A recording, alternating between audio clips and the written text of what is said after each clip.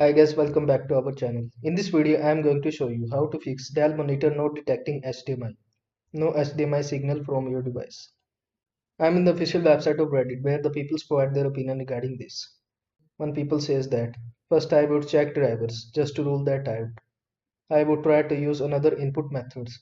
So if you have a DisplayPort or VGA or DVI, try hook that up.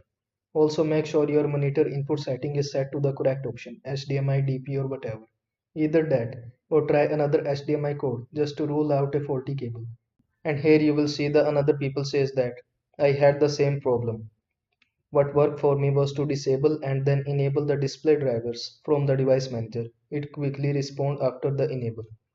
And here you will see the another people says that I actually solved it to the next day. What worked for me was to buy a USB-C HDMI cable, no adapter in between the monitor and Mac. Try to check the HDMI cable.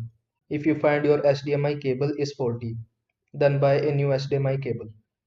And also try to disable or enable the display drivers in your device manager.